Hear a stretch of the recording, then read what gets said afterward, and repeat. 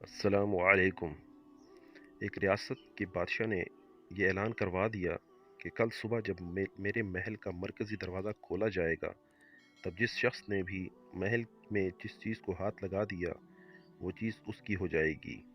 इस ऐलान को सुनकर सब लोग आपस में बातचीत करने लगे कि मैं तो सबसे कीमती चीज़ को हाथ लगाऊंगा। कुछ लोग कहने लगे, मैं तो सोने को हाथ लगाऊंगा।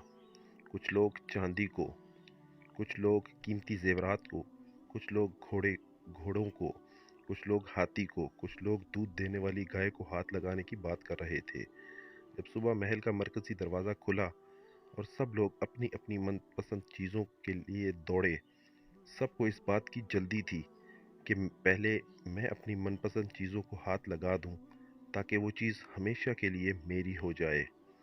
बादशाह अपनी जगह पर बैठा सबको देख रहा था और अपने आसपास हो रही भागदौड़ को देखकर मुस्कुरा रहा था।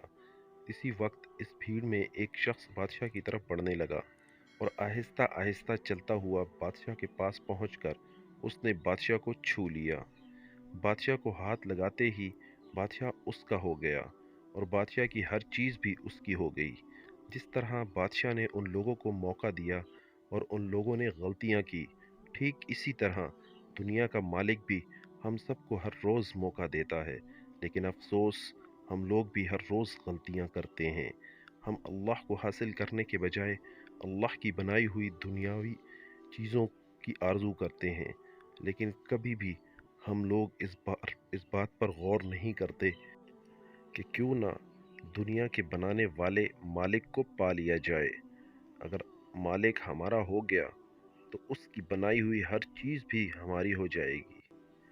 सोचिए, गौर करिए और इस वीडियो को ज़्यादा से ज़्यादा शेयर कीजिए।